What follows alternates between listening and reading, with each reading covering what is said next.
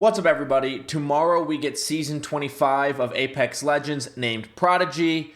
I'll be honest, I didn't play a whole lot of Season 24. I didn't like the map rotation. I didn't like the TTK changes, and it doesn't look like the TTK has changed in this, but I love the map rotation. And so between that and Verdansk coming out, I haven't played much Apex, so if you're not interested in my thoughts, I get it.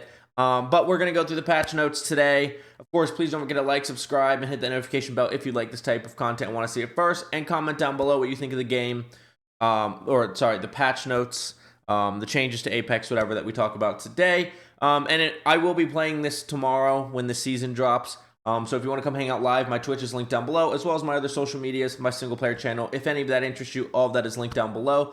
Without further ado, let's go ahead and look at these patch notes. Now, I kind of skimmed some of this, but I didn't really read it.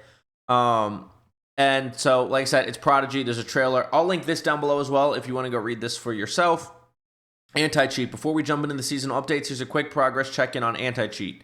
We've been focusing on iterative improvements across an array of efforts, including internal cheat detection, automated detections, and third-party solutions.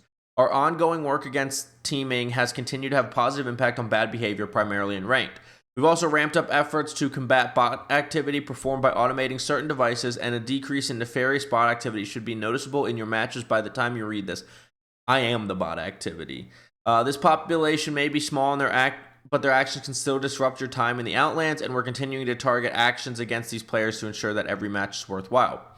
There have also been a plethora of improvements that we look to actively update, ranging from bug/exploit fixes to hardening existing prevention measures. We hope to share more on these in the future. Finally, we wanted to thank you for your feedback on our mid-season edition of Report Action Feedback. Please continue to submit in-game reports as they work both identifying cheaters and the impact they're having in your matches. Audio. So this part's interesting. As part of our ongoing audio efforts to improve audio reliability, we have implemented a system that will allow us to improve how we diagnose audio issues for PC players. We will now look for common symptoms of audio issues, example, footstep audio events being dropped excessively throughout your matches. When we detect an abnormally large amount of these situations with in-game audio, we will occasionally offer you the option of uploading a detailed report containing everything your audio engine did throughout the course of your match. Since the scope of this diagnostic information is limited to our audio systems, the upload data is completely anonymous. The recording is purely game-related audio and does not contain voice chat nor any information that can be tracked back to you. So, as long as you believe that it is anonymous and it is purely audio engine data, this is an awesome thing that more games, especially Battle Royale, should be implementing. We know that there's been an issue with audio in a lot of different games, and it's always just like, okay, well, the devs, maybe they'll figure it out. But this is a tool for the devs to figure it out. So, if you are on PC, when you have audio issues and you get this prompt, please hit upload. Please, I'm going to go ahead and trust them. Please trust them to do the same. We want good audio in this game, especially in any Battle Royale. And so not only do I encourage you to hit upload when this prompt comes up, I know I will be. If this feature works out for Apex and it really helps Apex, if you play any other games and you care about footstep audio in those games, you want this feature to work out because other games will copy this feature. It's how the gaming industry works. Look at Resurgence with Warzone. Fortnite is out of Resurgence mode. Apex is out of Resurgence mode. Fortnite was going to fail when it was like a tower defense game. It looked at PUBG in the Battle Royale space and went, I'm going to do that. Other games pull from games all the time, and we want this in every game. So that's why I'm taking a second to make an emphasis. Hit upload, make this a successful feature, and other games will copy it.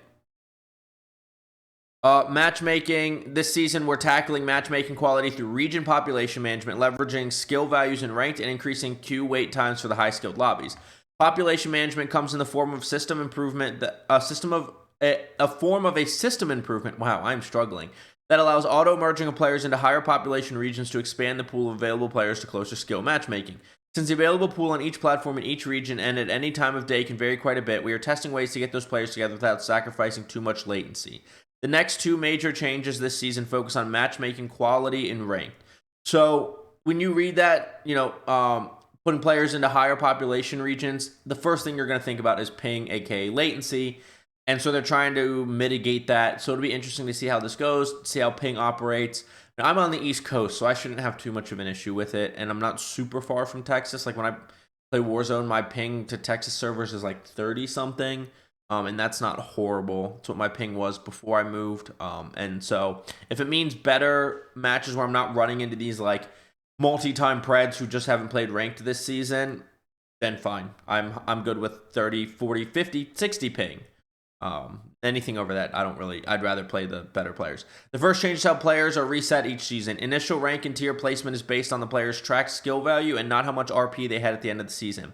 This will group like skilled players together even if they haven't played in a while. Players new to ranked will receive their initial placement based on their performance in Apex so far. So initial rank and tier placement is based on the player's tracks. See, now I think that's interesting, but could be an issue because maybe you got carried to gold 1. And if you get carried to gold 1, whatever. And now you're like bronze 4, right?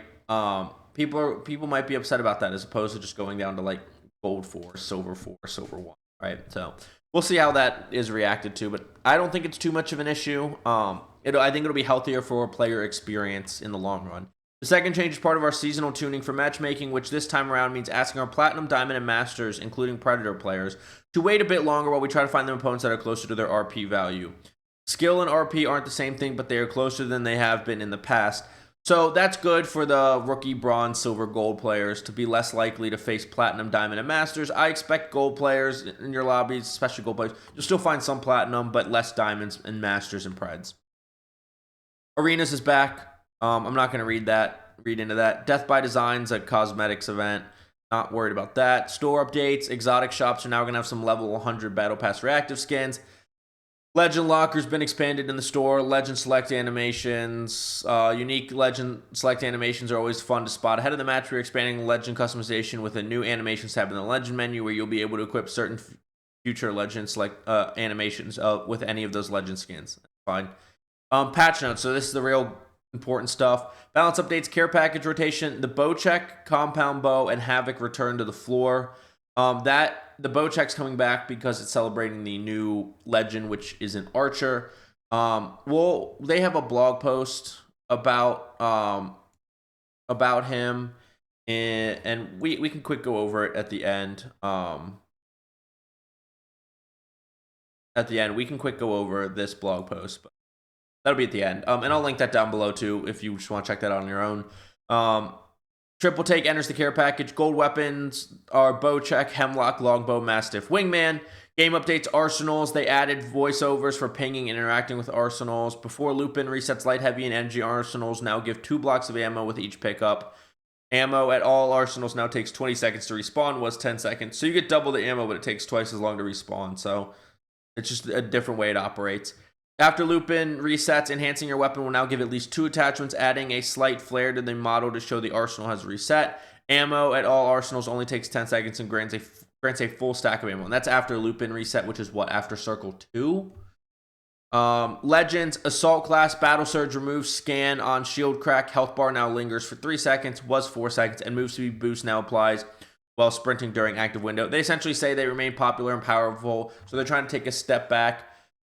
Especially where Sparrow is a recon legend and they want people to play the new legend. Skirmisher class, charge knock removed, tack charge gained on knock. I thought that was a little too much in the first place. I think that's a good change. Sparrow, the new legend. He's a new recon legend. His abilities, his passive is a double jump, press jump on the air to jump again. Pressing jump while climbing will launch Sparrow up the wall. I like that.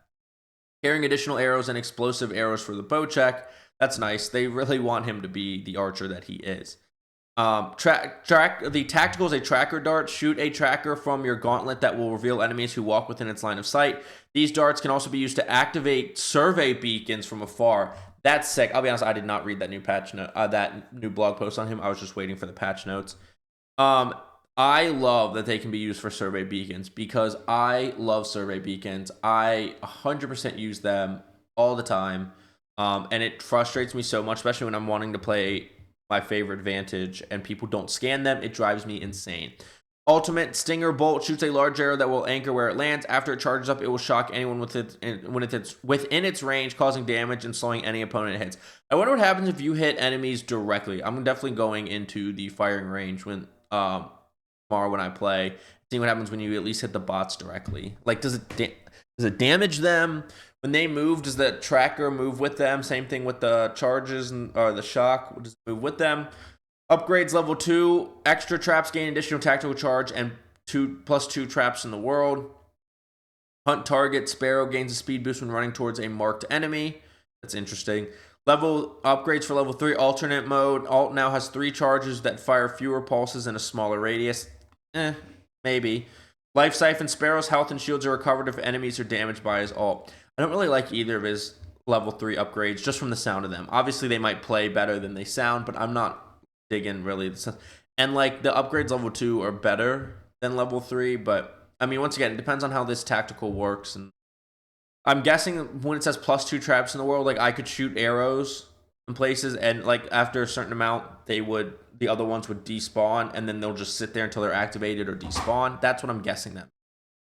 Ash Predator's Pursuit remove Deathbox minimap locations and pings. That's fine.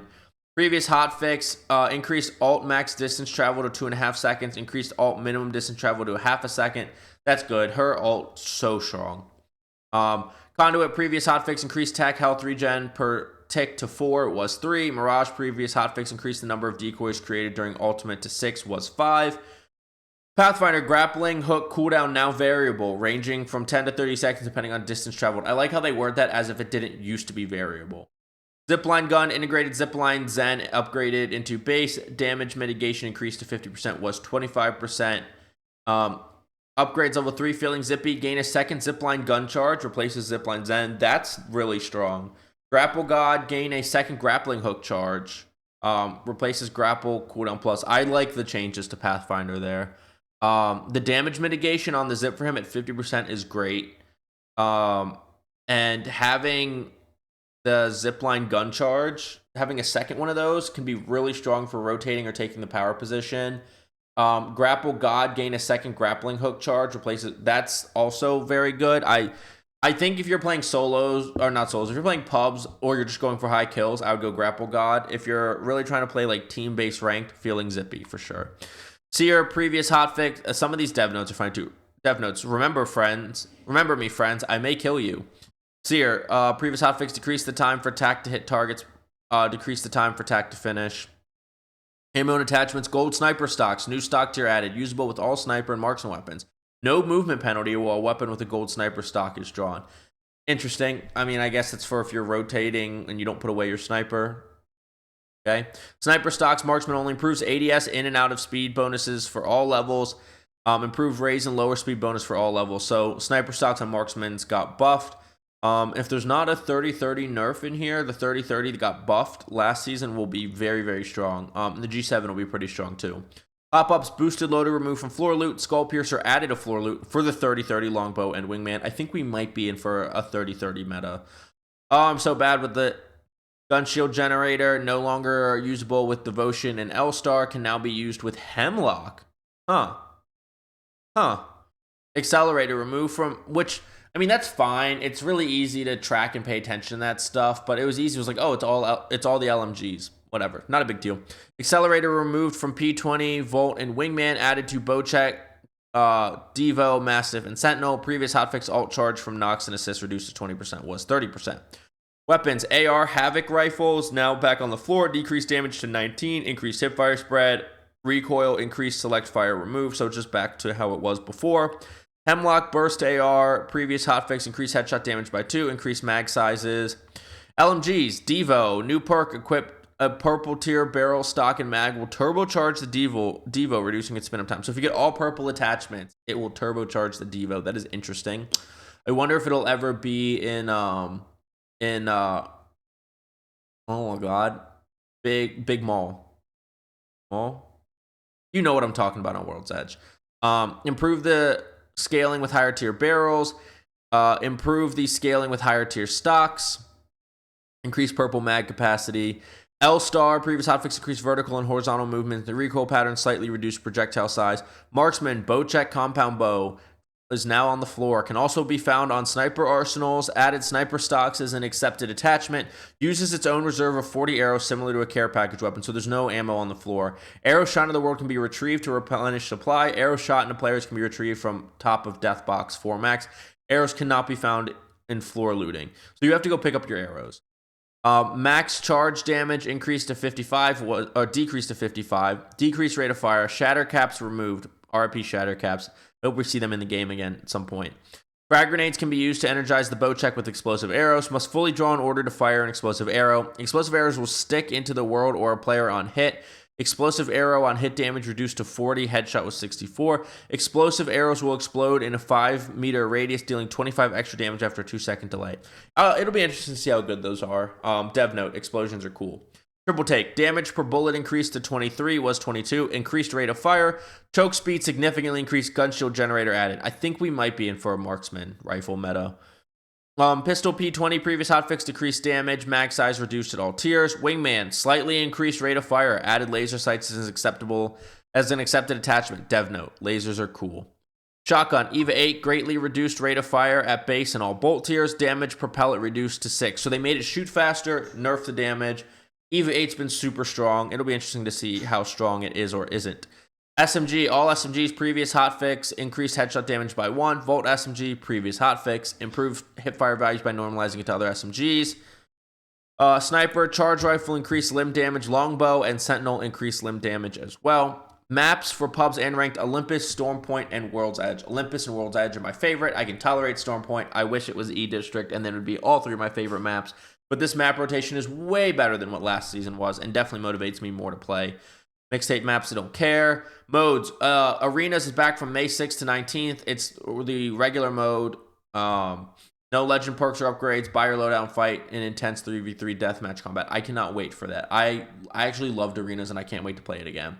LTM, Arenas. Arenas refreshed with updated tunings and mechanics to allow players to focus on combat firepower. And this is from May 20th, so we'll still have Arenas. Every player is given the meds they need for round free of charge supply bins. Have been removed from the maps. Each weapon can only be purchased once. Try new combinations and plan your loadouts accordingly. Rounds 2 and 4 feature discounted weapons to help you experiment with powerful new loadouts. All legends have 1 round cooldown on their alt, and store, economy, and ring have been tuned. Care packages have been boosted with armor, select boost kits, and a couple surprise weapons. So that's when it comes back from May 20th to 23rd. Bot Royale, I'm not too concerned with that. Ranked start of season placement. The starting rank tier and division is now based on your hidden skill value from previous ranked seasons. If no skill value exists for rank, the unranked trio skill value is used to set initial placement. The rule that reset any player that skipped a season of ranked back to bronze 4 has been removed, and all initial placements are based on skill value. Ranked ladders coming later in the split. When a ranked ladder is active, all players in ranked will compete on a personal skill-based leaderboard for bonus rewards. Your best 10 RP scores. I remember this mode. Not going to read too much into that. Ranked challenges rolling out of the split. Reward requirement. All players must now play a minimum number of ranked matches before they can earn an end-of-season ranked rewards based on their highest tier earned. Ladder champions, players who reach champion a minimum number of times in the same split will gain access to ladder champion dive show for a limited time. Bug fixes. Block doors should no longer occasionally open towards the player. Certain POI should now list the correct arsenals. Control weapons should no longer occasionally swap after upgrading. Dropship countdown will no longer end before players get in. Fixed an issue with the 2-4 sight on the G7 Scout reactive skins. Gold loot bins once again spawn loot as they should.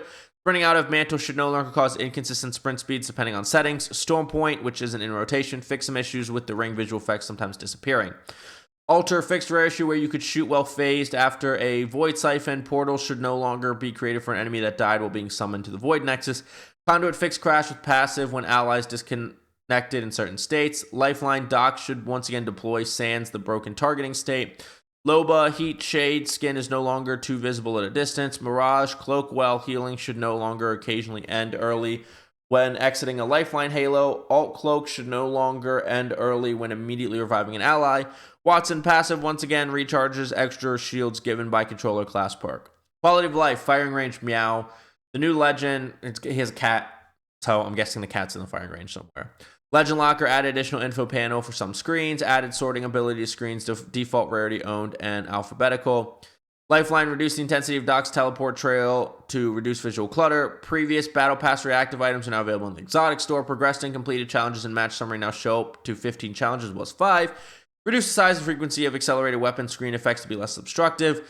Slightly reduce the amount of time you are locked out of ADS after charging a sentinel. Vantage moved energizing snipers marked sniper with an alt accelerant to reload. Audio fixed rare cases where gameplay volume and spectating would be applied during regular gameplay. Fixed rare issue where players situated uphill would briefly have occlusion filtering applied. Reduced volume of Pathfinder grapple for players. Revenant wall climb footsteps clear in the mix. Slight reduction of thermite volume over time at a distance. Slight reduction in volume of Horizon's black hole relative to FOV. Graphics Storm Point updated to use modern GPU-driven train rendering system. Xbox One and PlayStation been migrated to rendering hardware interface. And PC, some other stuff. But that's the patch notes. I'm excited for a new Legend. I love the map rotation. The bow check on the floor is certainly interesting. I'm super glad to have arenas back. We're gonna go check out this blog post really quick about Sparrow. There's his cat. I mean, I don't think it's anything new, but I'll link it down below. There's what the tracking dart looks like. The tracking dart looks insane. There's the Stinger Bolt. That also looks insane. Launch challenges permanently unlock Sparrow and earn additional rewards. I have more than enough of the tokens. But I mean, this is what he looks like. There's not much to talk about here. There's his kitty cat.